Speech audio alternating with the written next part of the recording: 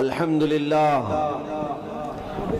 لله الحنان المنان الذي خلق الإنسان وعلمه البيان، والصلاة والسلام على رسوله سيد الإنس والجان وعلى آله وأصحابه ذوي الخير والإحسان. أما بعد، فأعوذ بالله من الشيطان الرجيم. بسم الله الرحمن الرحيم. النبي أولى بالمؤمنين من أنفسهم إلى آخر هذه الآية. صدق الله مولانا العظيم وبلغنا رسوله النبي الأمين المتين المختار الكريم، ونحن على ذلك من الشاهدين والشاكرين والحمد لله رب العالمين. بارگاہ رسالت معاب صلی اللہ تعالیٰ علیہ وسلم میں درود پاک کا ہدیہ پیش کریں. اللہم صلی علی سیدنا و مولانا محمد معدن الجود والکرم وآلہ واصحابہ الکرام وابنہ الکریم وبارک وسلم صلاة دائمتا سرمدا ابدا. محمد کی محبت دین حق کی شرط اول ہے. اسی میں ہو اگر خامی تو سب کچھ نامکمل ہے. یا رسول اللہ، لوح بھی تو قلم بھی تو تیرا وجود الکتاب.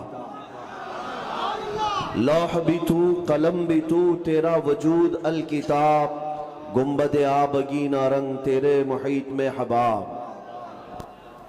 نگاہ عشق و مستی میں وہی اول وہی آخر. سبحان اللہ سبحان اللہ. وہی قرآن وہی فرقان وہی طٰہٰ وہی یاسین. عزیزان گرام وقار حاضرین، جاورا کے غیور مسلمانوں، آپ کا یہ ٹھانٹے مارتا ہوا سمندر اس بات کی غمازی کر رہا ہے کہ جاورا پر گنبد خضرا کے مکین کا رنگ چھایا ہوا ہے. سبحان اللہ.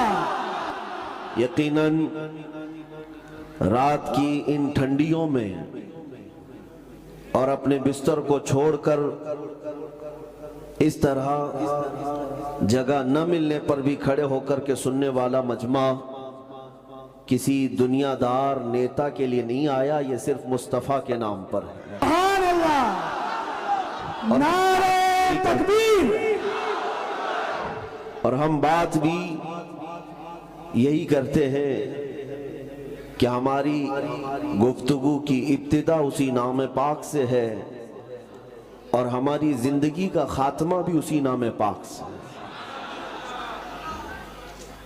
ہم سب نے بچپن سے یہ سنا ہے اپنی تربیت میں اپنے ماں باپ سے، میں سو جاؤں یا مصطفیٰ کہتے کہتے، کھلے آنکھ میری صلی علی کہتے کہتے، میری نس نس بولے نبی نبی. جس مجمع کا اور جس معاشرے کی تربیت اس نام پاک کے ساتھ کی گئی ہو تو میرا یہ وجدان ہے کہ یہ ہمارا مجمع، یہ ہمارا نوجوان تھوڑا راستے سے بھٹکا تو ہے، گنہگار تو ہوا ہے، لیکن اپنے نبی کا غدار نہیں ہوا. آج 1000 گناہوں کا بوجھ ہمارے اوپر ہوگا، لاکھوں بدعمالیوں کا بوجھ ہمارے کندھوں پر ہوگا، لیکن میرا یقین ہے جس دن اس نام پاک پر آواز دی جائے یہ سب گردن لے کر تیار کھڑے. سبحان اللہ. اس لیے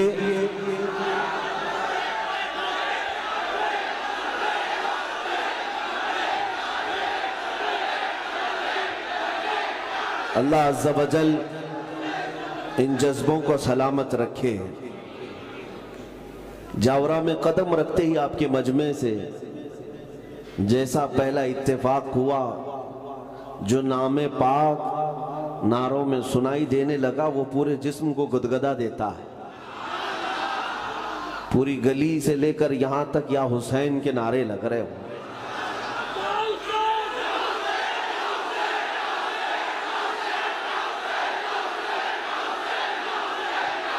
میرے عزیزوں، اب آپ کافی گرم ہو چکے ہیں، میری تقریر پوری ہونے دیں. اب گفتگو کے بعد ہم سب مل کر نعرے لگائیں. انشاءاللہ العزیز آپ یہ مت سمجھنا کہ تمہاری جو یہ آواز نکل رہی ہے یہ صرف در و دیوار گونج رہے ہیں، ہوتا یہ ہے کہ دلی تک بھی یہ آواز جاتی ہے۔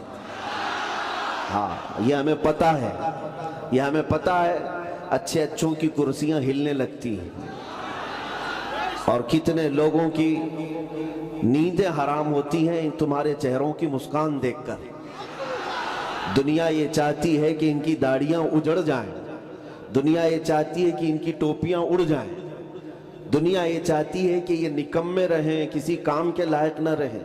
انہوں نے ساری لابیاں، ساری ایجنسیاں اگر کسی کے پیچھے لگائی ہے تو یہ غریب مسلمانوں کے پیچھے لگایا ہے۔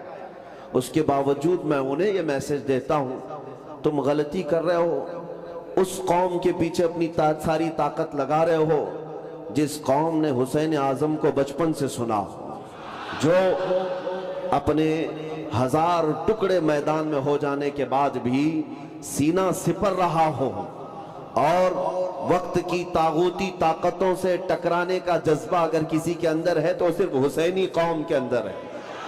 اور الحمدللہ ہم رسول پاک صلی اللہ تعالیٰ علیہ وسلم کے اسی گھرانے کے عاشق ہیں۔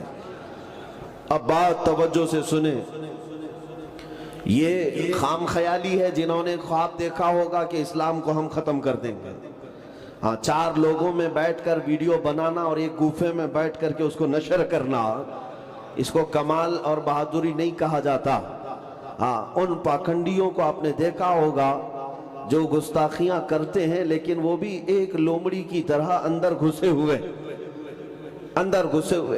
ارے ظالموں، ہم نے تو تمہیں 6 مہینے سے للکارا ہے، بچہ ہماری قوم کا للکار رہا ہے۔ آج مجھے اس بات کا فخر ہے کہ گستاخی کرنے والوں کی نیند حرام ہے۔ 8 سال کا بچہ بھی مندر میں آئے تو انہیں بم لگنے لگتا ہے۔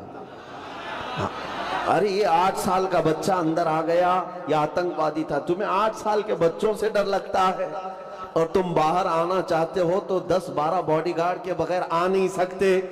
اس سے بڑی ذلت تمہاری کیا ہے؟ آؤ اس نبی پاک کے قدموں میں پلنے والا مجھ جیسا کتا ہزاروں کے مجمع میں اکیلا کھڑا رہتا ہے۔ ہم نے کبھی آج تک باڈی گارڈ نہیں بنائے، ہم نے آج تک کبھی باڈی گارڈ نہیں بنائے۔ یہ ہزاروں کا مجمع جس میں ہم تنے تنہا رہتے ہیں، یہ اس بات کی علامت ہے کہ الحمدللہ کل بھی ہم حق پر تھے، آج بھی ہم حق پر۔ زندہ باد، زندہ باد۔ ایمان کی علامت جس کے پاس ہو، ایمان جس کے سینے میں ہو، بھلا اسے دنیا کا کیا خوف ہے۔ اے سنی مسلمانوں، آپ کو بھی کسی بات سے ڈرنے کی ضرورت نہیں۔ ساری طاقت، ساری حکومت، ساری سیاست آج جو بھی بول رہی ہو، جو کچھ بھی پروپیگنڈے کر رہی وہ سب سن لو، اس لیے کہ مجھے یقین ہے ہمارے بزرگوں نے بھی لکھا ہے، نکل کر کے صحرا سے جس نے الٹ دیا تھا تخت روما کو۔ آپ کو پتا ہے روم ایک ایسے ملک کا نام ہے جو اس زمانے میں سپر پاور تھا، اور دوسرا سپر پاور کسرا، ایران۔ آج جیسے امریکہ اور رشیا کی پوزیشن ہے یا امریکہ اور چائنا کی پوزیشن ہے کہ لوگ ان سے خوف زدہ ہیں، ڈرے ہوئے ہیں، ان کو سپر پاور مانتے ہیں۔ میرے آقا صلی اللہ تعالیٰ علیہ وسلم کے زمانے کی 2 سپر پاور طاقتیں، ایران اور روم، یہ 2 سپر پاور طاقتوں سے کوئی ٹکرانے کی ہمت نہیں رکھتا تھا، کوئی ٹکرانے کی ہمت نہیں رکھتا تھا۔ لیکن جانتے ہیں مدینہ طیبہ کے رہنے والے میرے آقا کے چند غلام، جن کے پیروں میں چپل بھی نہیں، جن کے لباس میں پیوند لگے ہوئے ہیں، لیکن وہ مدینے سے نکل کر جب ایران کی سرحدوں کو پھلانتے ہوئے آتے ہیں، دنیا نے دیکھا کہ محمد الرسول اللہ کی یہ جماعت نے کسرا کے تخت کو بھی پلٹا، قیصر کے تخت کو بھی پلٹ دیا۔ سپر پاور طاقتیں اگر کسی سے گری ہیں تو میرے مصطفیٰ کے قدموں میں پلنے والے غلاموں سے پلی، بدل گئی، دنیا نے دیکھا ہے۔ اب میں آپ کو بتا رہا ہوں، یہ خوف جو انہیں لاحق ہے وہ اسی بات کا ہے۔ آپ سنتے رہتے ہوں گے کہ آدمی کو جس بات کا خوف ہوتا ہے وہ بڑبڑ کرنے لگ جاتا ہے۔ ہاں، جب کسی کو زیادہ خوف آ جائے تو جلاب لگ جاتے ہیں یا الٹیاں کرنے لگتا ہے. تو ان پاکھنڈیوں کو آپ دیکھیں، یا تو یہ الٹیاں کر رہے ہیں یا جلاب کر رہے ہیں. ان کا مسئلہ صرف یہ ہے، وہ اپنی قوم کو ڈرا رہے ہیں اور کہہ رہے ہیں کہ تم